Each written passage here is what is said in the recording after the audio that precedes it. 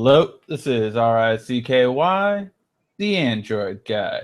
Hey guys, welcome to another episode of Android Weekly / Android Q&A, where we answer all of your questions live, as well as go over all of the mobile news during the week. Now, for those of you unfamiliar with the show, we started off by telling you all the mobile news during the week.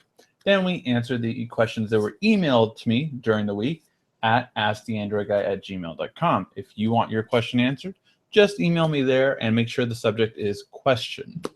All right, and then finally we go to the live viewer questions of the day, which are going to be in the comment section. I already see that I have about 2 or 3 in there, so I will be getting to those at the end of the show. If you have a question, make sure to leave your comment and question down below. All right, let's kick it off.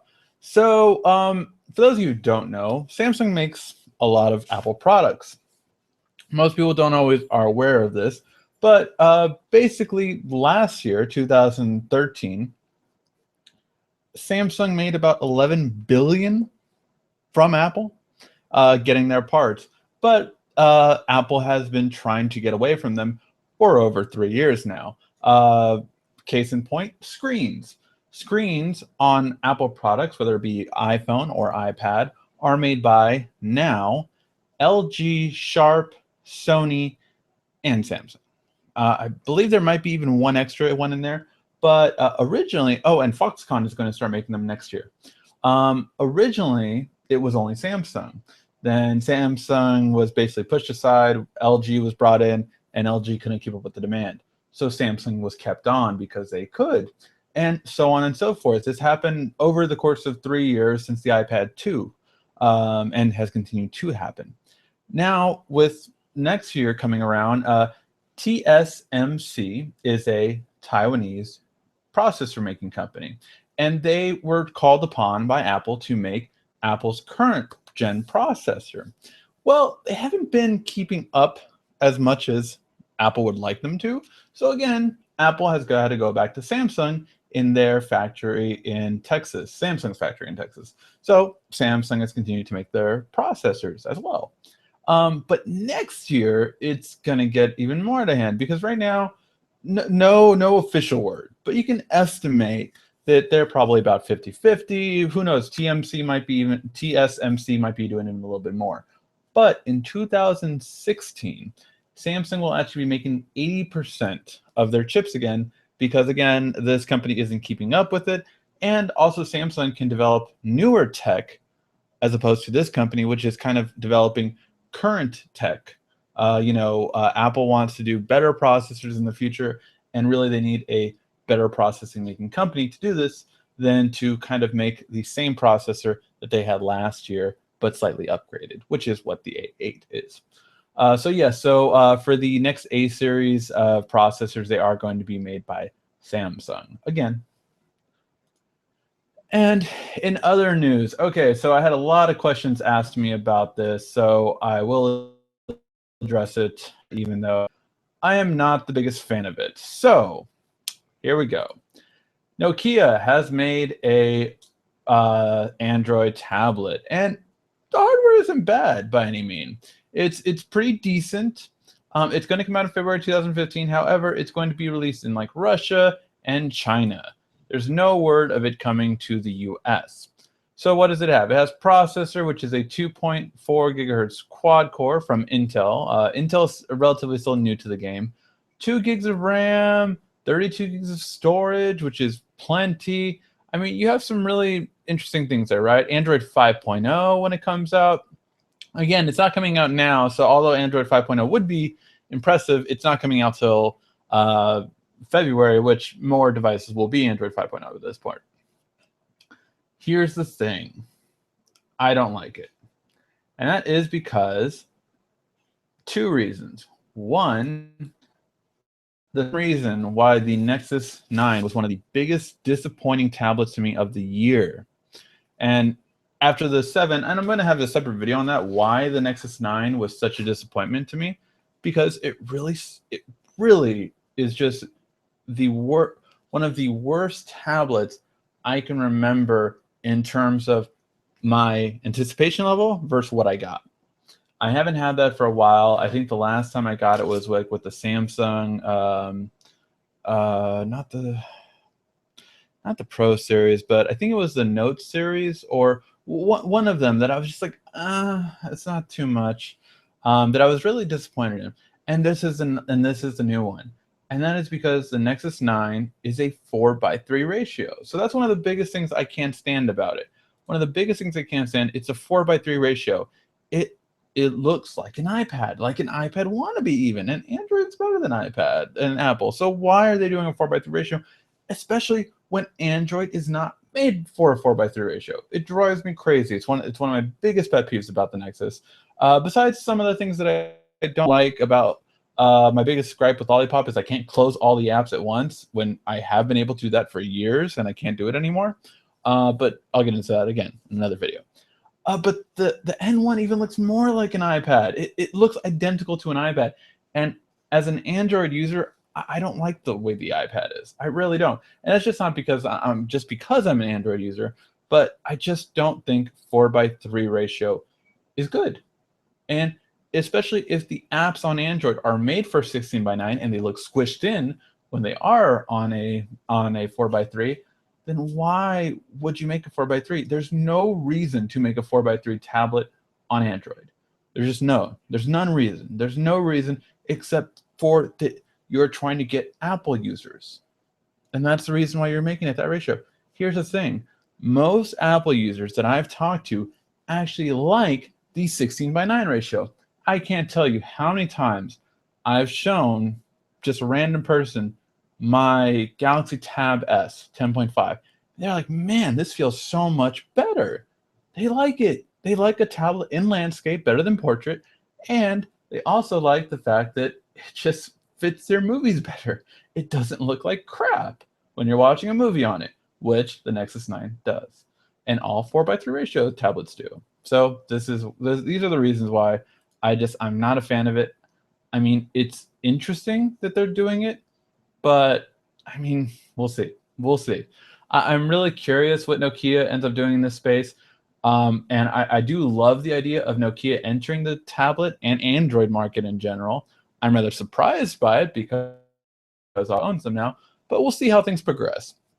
The thing is, as long as it's a 4:3 ratio, I'm not interested. And as long as it's continuing to try to look like an iPad, I'm not interested. So that's, again, my opinion on it. A jury finds Apple guilty for infringing on 6 patents that the iPhone uses by, I forgot what the company was called, SkyTel.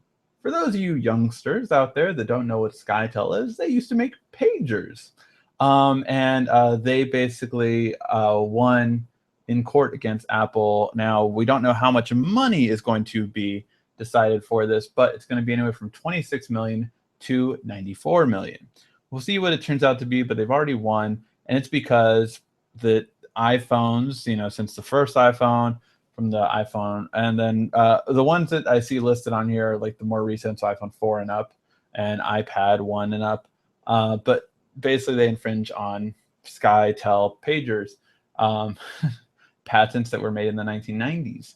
So yeah, I thought that was really funny that Apple's now getting sued. Well, you took our patents like pinch to zoom, which you've never made pinch to zoom. You've popularized it, but you never made pinch to zoom, Apple. But I find it funny that that company is now getting sued for basic, radio frequency stuff from SkyTel pagers. So I thought that was funny. Now, possibly one of the biggest news, I'm going to take you to this one because I found this one extremely interesting. That's right. Samsung is filing a ITC complaint to block Nvidia chips from the US market. Now, why are they doing this and why does it seem absurd? Well, it seems absurd because I don't believe that any company should be able to block another company. The most recent time we have seen this that I can remember is when the HTC One, not the one, the 1X, and the Evo, the Evo 4G LTE were coming out, and Apple stopped them from coming to the market for about a month. And here's the thing. So Nvidia has accused Samsung and Qualcomm back in September of infringing on patents for graphics processors. because of this, they could technically stop Samsung cell phones from being able to be sold in the US, which would obviously be very impactful. And why I don't think it'll happen is because the economy would take a big hit from it. So that's why I don't think this will ever go through. But in a funny turn of events, Samsung is now suing them back on their graphics cards and their own mobile processors, saying that Nvidia is using patents that Samsung has. So this is really interesting because one, both companies, I'm sure, have a huge patent portfolio, but it's really interesting that it has come to this. It is really kind of going all out in terms of patent wars. I think the two companies, first of all, I think Nvidia is just pissed off that no one uses their processors. Plain and simple. What? The Nexus 9 is the most famous device that's using their processor.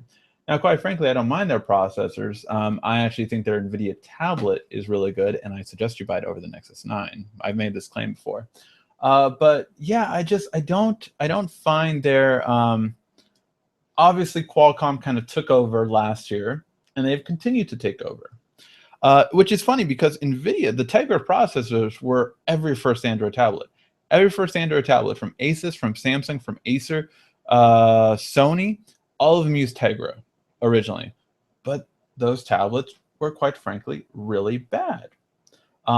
They ended up being, overheating issues. They ended up crashing. They caused a lot of problems. So much so that no one used the Tegra 3, or Tegra 2 rather. Well, some people use the Tegra 2. No one used the Tegra 3. No one used the Tegra 3. And now with the Tegra K1, more people have used it a little bit, but not dramatically so, which is a shame. I mean, I'm waiting for CES again, but, Tegra did really nice things there, so we'll see how it does. All right, last question, last bit of news for today, and that is that the Note 4 is actually more color accurate than all of the competitors out there, even when comparing to tablets. That's right, actually, the Note 4 actually ranked the top color accuracy among all these devices, which the reason why that is so great is because of the fact that for the longest time, I've said that that people just don't know what they're talking about when they say that AMOLEDs aren't as color accurate, because they're getting better and better, and they still were thinking about the old ones. And over the last year, Samsung has made them even more accurate than the leading LCDs. And so I thought that was great that, now it is more accurate by far than the 6 Plus. The Note 4 is by far more accurate than the 6 Plus in terms of color. It is more accurate than the iPad Air 2 as well, and more accurate than other things on the market. So really great in terms of that it has become that accurate, even compared to the Surface Pro 3. So I thought that was great. All right, let's go over the questions that were asked to me during the week, and let's find out what they were. So Alex Rudd asked, hey, I'm currently considering the Gear S. However, in the last podcast you mentioned it has its own number, perhaps data too, if I'm not mistaken. Wonder if I purchased an extra plan for the watch. Yes, so let me go through them, because I do have a Gear S and I love it. I cannot talk more highly about it, quite frankly. I really loved enjoying having it. So let's go down the line. Sprint is the only carrier where if you do not have that carrier, you can walk into a store, and I believe it's $385 for them. You walk into a store, pay $385, and pay $10 a month for the watch, and that's it. And you now have service on the watch by itself. If you have a family plan with Sprint, you can just add it for $10, and again, that's it. For T-Mobile, theirs is $5 a month for their service on it, and they break it up into payments of $14.58, I believe, or 14 something, $14 and change. And let's see, they have it. It's like 14, yeah, something, and I think theirs is $350. So theirs is $350. I believe Verizon, I want to say, is $350 as well, and theirs is $5 for a service plan. However, if you have unlimited data like me on Verizon, you cannot add it on to it. You have to use their More Everything plan. For Verizon, you have to have it on the More Everything plan. And finally, for AT&T, which is the carrier that I have this one on, you can, again, only add it if you have a family plan, and it's $10 a month. So yes, there you go. All right. Andrea Andrea P asks, just purchased a Samsung Galaxy Tab S 10.5. Just purchased a Wi-Fi only model. It connects to my personal Wi-Fi, but it has no internet. This is the second tablet. Same thing is happening. Frustrated. What am I doing wrong? Okay, so without obviously knowing the entire situation, let me just give you a few helpful hints, helpful tips, and things like that. First, I would recommend, if you have a disconnected from your internet, and when you're on this screen, hit the menu button at the top, and use, if your router, most routers nowadays have it, use the damn it. Sorry, it's not putting it correctly, but the WPS, there we go, WPS push button.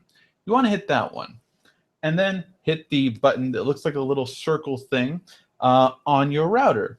This will make it, give it the exact password, everything, so it perfectly syncs together and has no complications, okay?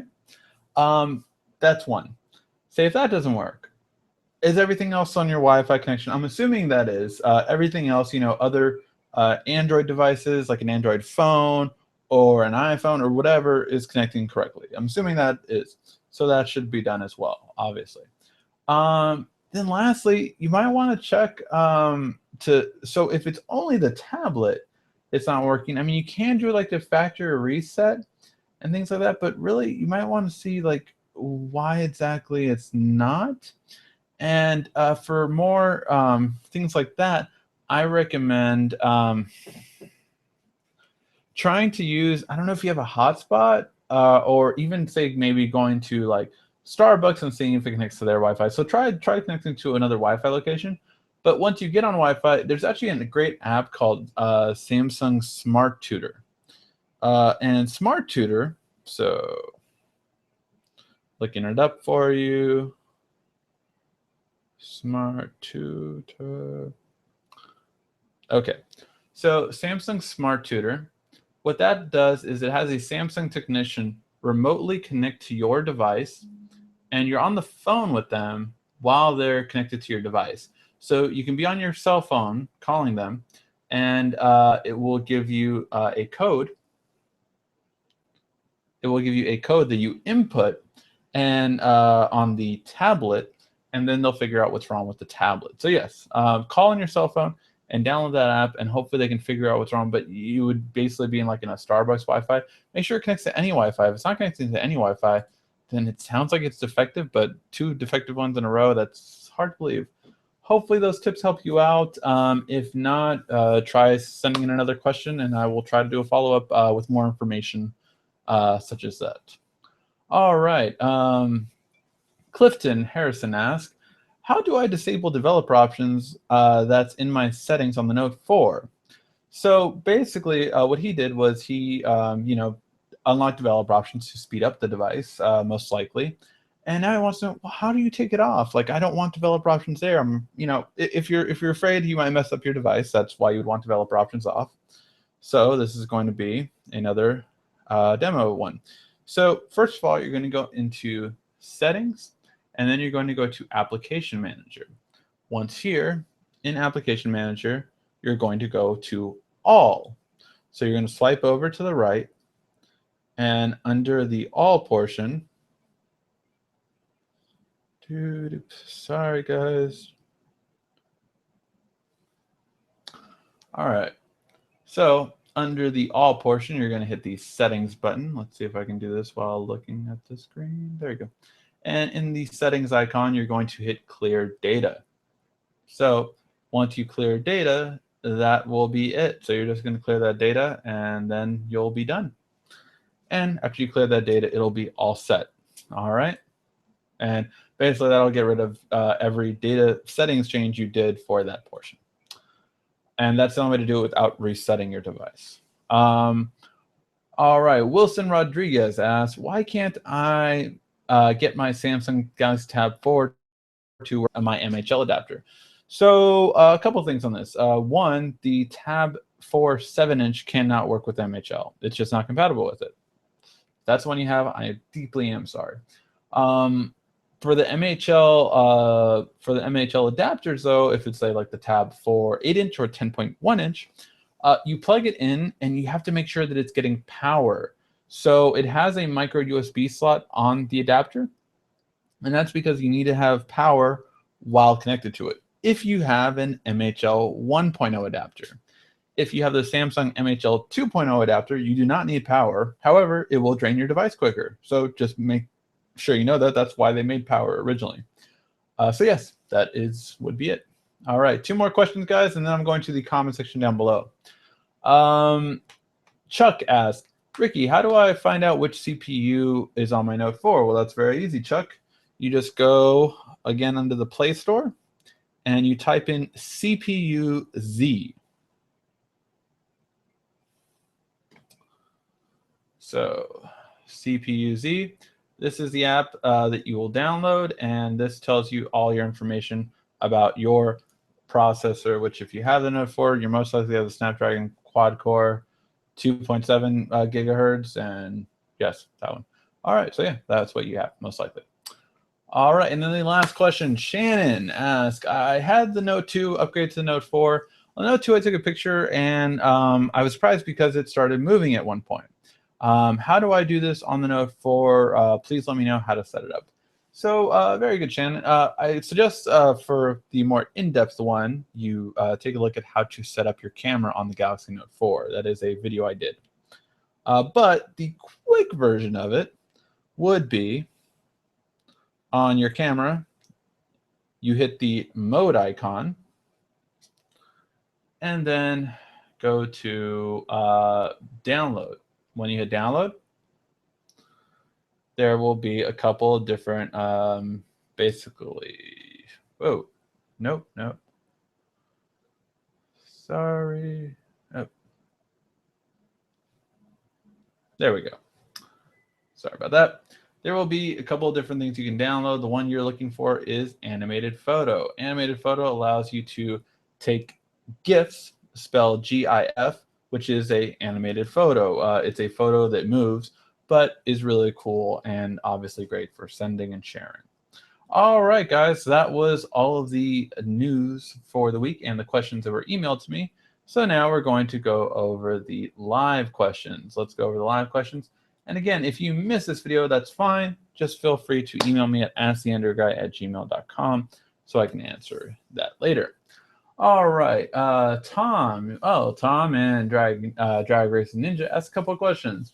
So the first question is, yes, it looks like the first question. No, the first question is, Samsung has said that they are going to cut the amount of smartphones by 30% next year. What do you think about this decision? So I saw that when I was prepping everything, you had already asked that. So let's go over that. So that's really cool. So, you know, what about this? That Samsung is now scaling down. So Samsung actually has 28 smartphones in the US right now. 28. Say, let's just estimate it to 30, because there's some that are kind of like smartphone wannabe phones out there and everything. But they have 20, they have that many, right? So they have a lot. They really do have a lot. And I'm going to show you guys I just went to their website, counted all of them, the Note 4, Alpha, you know, Galaxy S5, Note 3, S4, S4 Mini, Note 2. There's a lot. They're still going down. There's a lot of smartphones that they have, right? So they said they are going to cut that back. And by the way, I did not count, like, you know, Note Edge for Verizon, Note Edge for AT&T, because that's how Samsung does it, but we did not count that. So they are going to cut 1/3 of that, meaning that there would be 20 instead of 30. Will people notice? That's my question. Will people really even notice that amount? I don't think so. I really don't. I think it's better, quite frankly. And there's something that a lot of people don't know about the mobile business, and a lot of people don't know why Samsung has that many, or why manufacturers sometimes make that many. So here you go. AT&T, they say they carry maybe no, not that many, that's too many. They carry 20 phones on the floor, right? They carry 20 phones on the floor. Let's say 25. 25. Out of 25 phones, say the LG G2, that is going into life, and they need a phone to replace that. Well, obviously, they're going to see, oh, LG, what phone do you have now that we can replace that with? They're going to ask LG, but Samsung's going to throw in their 2 cents. They're going to be like, hey, what if we give you a smaller looking phone called the Galaxy Alpha? It's going to be metal around it. It'll be 32 gigs of storage, nice smaller phone. What if you put that in that empty space you guys have there? AT&T is like, well, it's Samsung versus LG. Samsung's probably going to sell better. All right, Samsung, if you want to make us that phone, we will get that phone instead of another LG phone. Samsung now has more phones than they did before at AT&T. Now, I'm not saying by any means that's what happened, but that's to give you an idea of how this plays out. So that's really one of the reasons why manufacturers like LG, Samsung, HTC make all these different phones, because of the fact that if they make another one, even if it's slightly the same, Note versus Mega, all these different kind of phones, if they make more, then they cover more of the real estate. That's why Sony wasn't picked up for a long time. Sony has never had a proven record in the US as a top-selling phone. So when Verizon, when AT&T, when all these other companies wouldn't pick them up, it's because, well, Sony, I see you have a great Xperia phone over there, but HTC over here is telling me they're going to do a HTC i, and I'm going to go with that instead.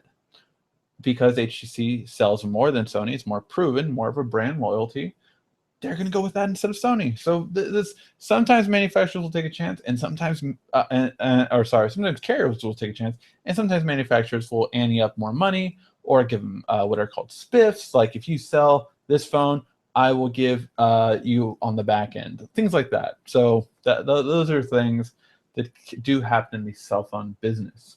But that's one of the reasons why Samsung has so many. Now, is it a good strategy? I don't think so. I don't think we need that many. I really don't think we need that many. So I really would like to have a smaller amount for that.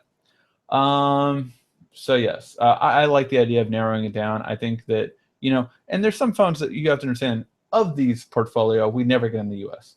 The Samsung Galaxy Ace, never been in the US. There's a lot of phone Duos, something we don't have in the US. There's a lot of phones that are never in the US that are in this portfolio as well. What is your favorite smartphone of all time now? Oh. Okay, so what is my favorite smartphone of all time right now? Like right now?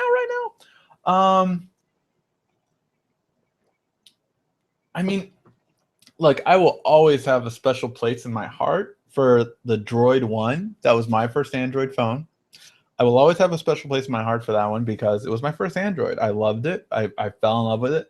I thought it was so much better than the iPhone, and people were crazy for getting an iPhone instead of it. Although at that time it was an AT&T Verizon thing. But yeah, I think it was definitely a thing that if I had to pick my best phone right now, see, so that's for nostalgic factor, right? But what about the best phone? Well, the best phone of all time now would be the best phone that's right now, technically, wouldn't it? Because, the Note 4 will be better than the Note 3 because it's a better phone. So I do preface it with, of all time, I think doesn't make it kind of the right setting.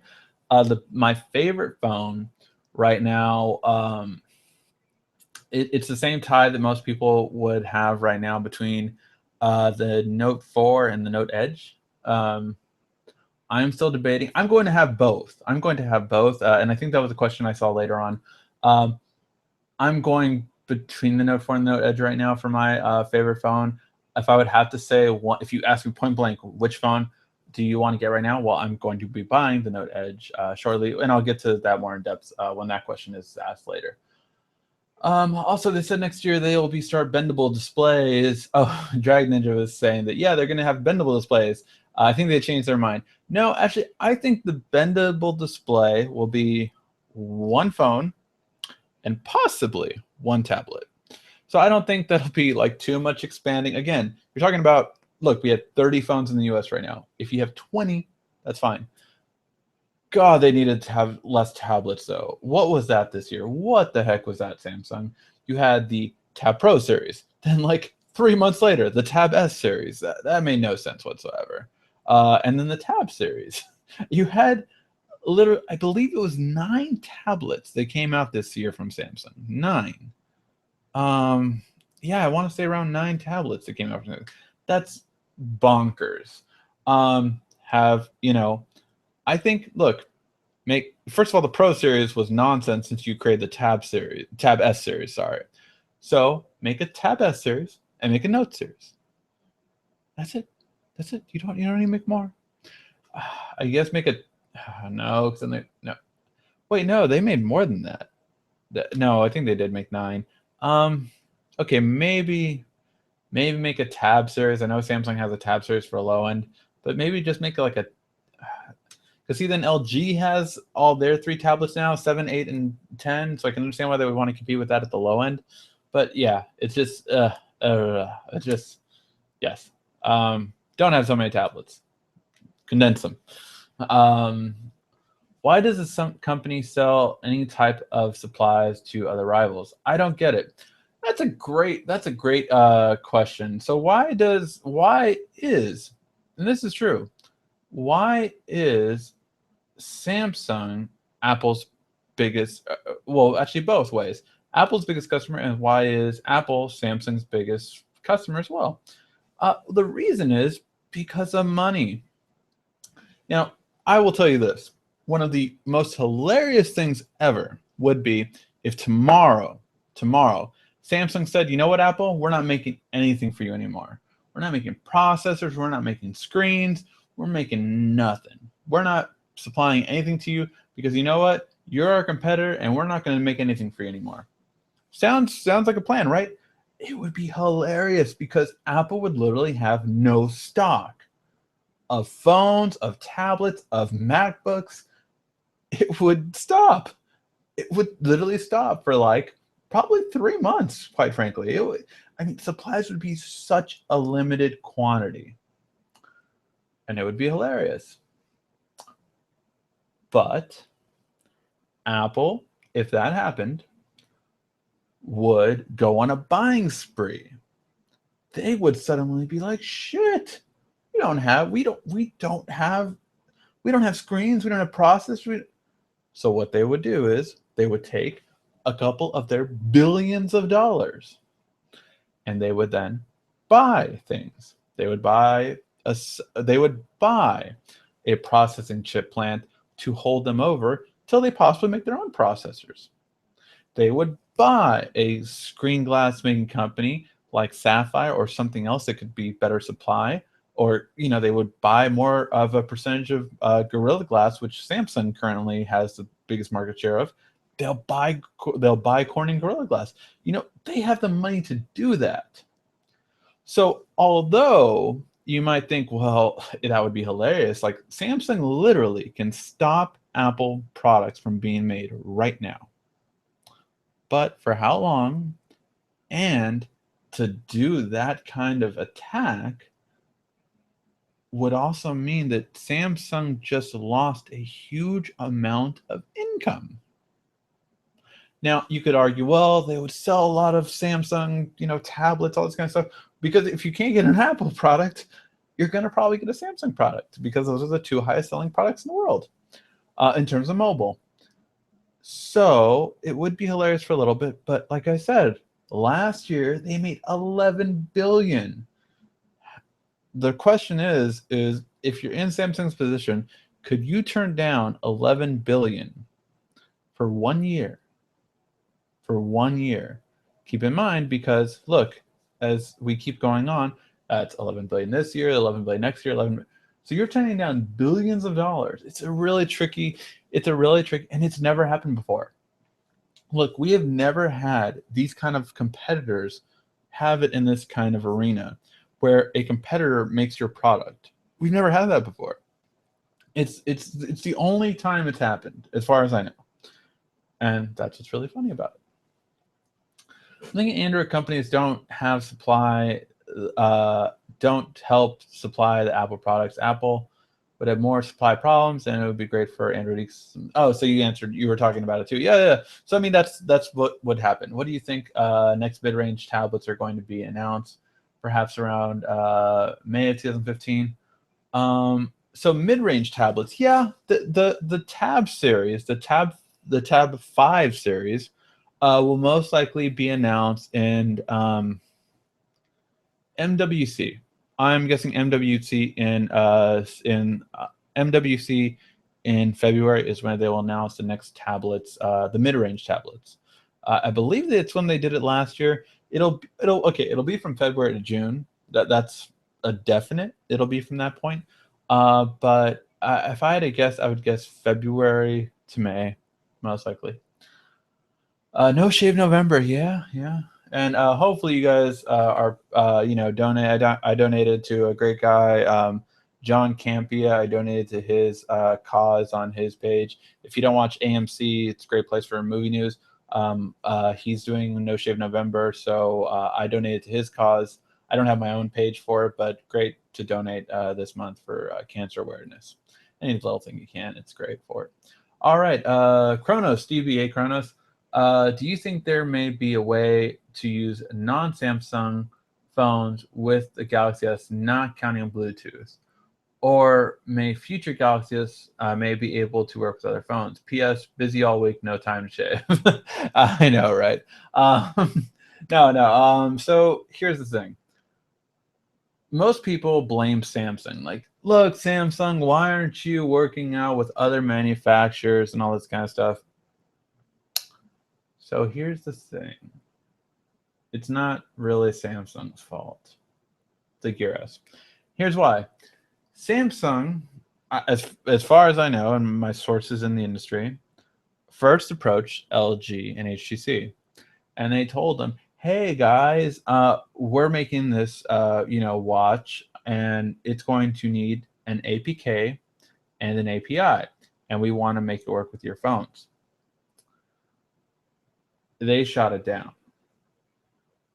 The reason is that, from what I've been told, is because LG especially was like, we're going to make our own watch. They, as we now know, they made the first Android Wear watch.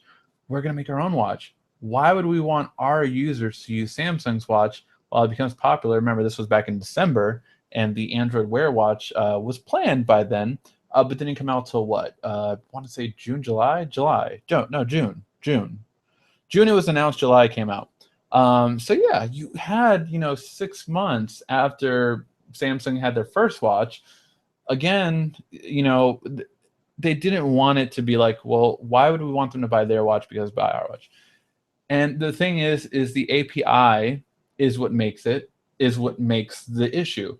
Because you don't need just Samsung's APK. You can get the Gear APK very easily, but the API is what has issue with the phone manufacturers, because having an API on the phone would essentially mean that Samsung could, not will, but could kind of look through LG's all of their software and HTC's all of their software. And as we now know, fast forward till now, all of these manufacturers either plan or have 1 or 2 watches out.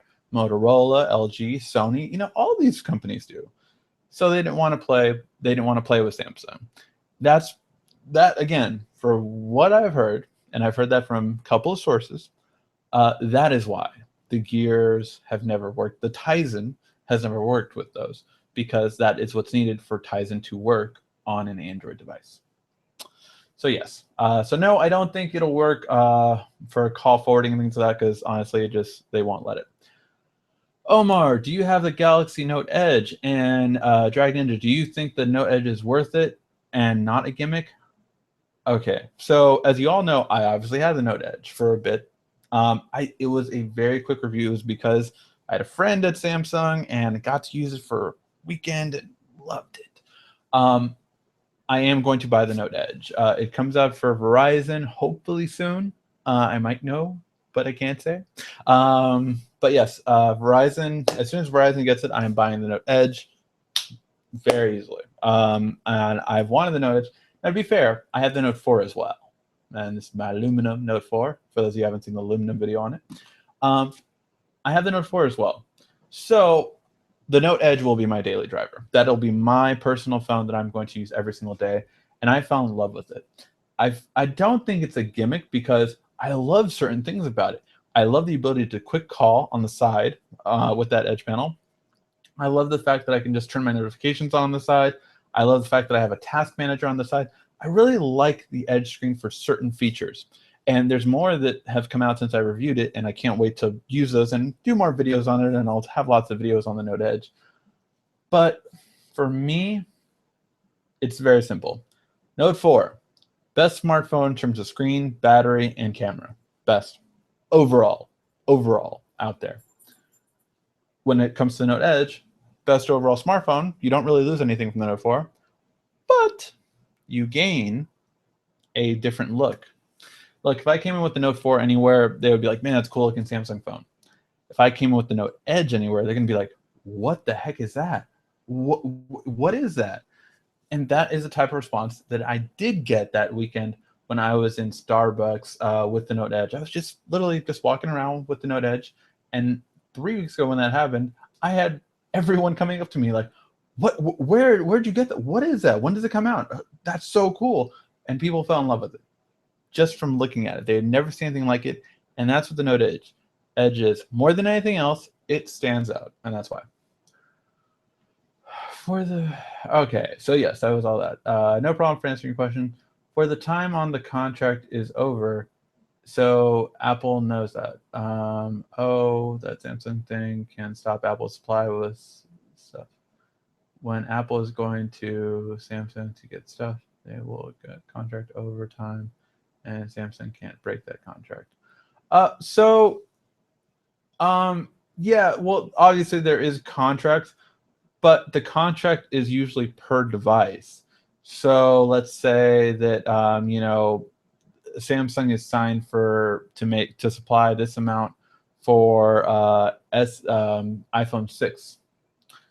Well, when iPhone 7 would come out and Apple, expects Samsung to do the same, and they go to Samsung, no, we're not going to do it. They can do that. Again, it would stop Apple's supply.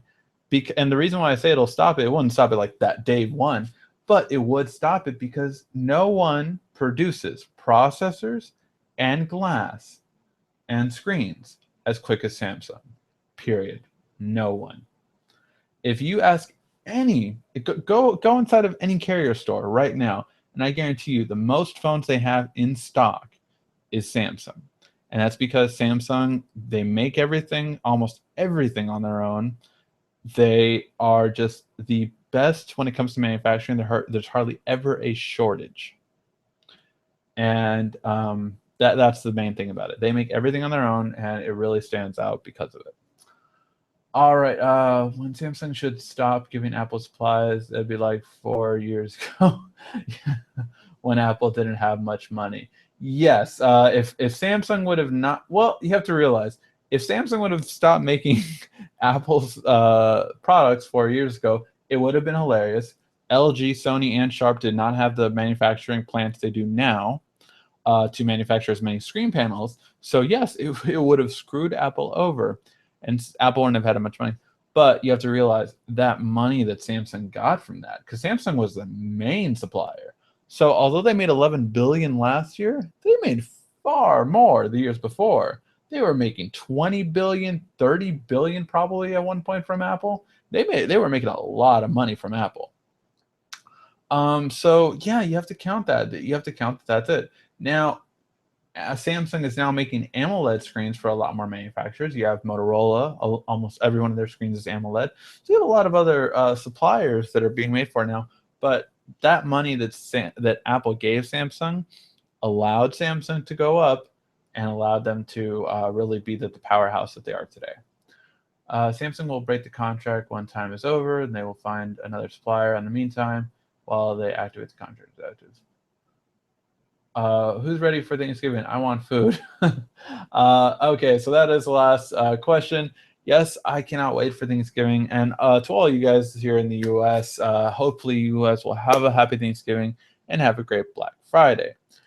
Speaking of Black Fridays, I will be recording a video after this telling you guys about a giveaway that I'm doing. I'm going to give a giveaway on a Bluetooth speaker, and it will not be the only giveaway. I have a couple of things I'm giving away this December in the holiday spirit, and I will be giving away lots of stuff this month. So, well, not, I mean, I have about 3 to 4, maybe 5. Depends on how many people I can get involved in the giveaways over. So I will be doing some giveaways. And thank you guys always for your support. And yeah, have a happy holidays. I will see you after Black Friday and all the chaos. And yeah, guys, hopefully you really enjoy yourselves and be safe out there. It's going to go crazy on Black Friday. Just be safe out there. Get yourself some micro SD cards. They're going to be insanely cheap. You can get probably 64 gigs for $25. Get them while they're hot. All right, guys, thank you for watching. Please give a like, thumbs up down below. If you have any questions, make sure to email me at asktheandroidguy@gmail.com. Thank you for watching. This has been RCKY, the Android Guy.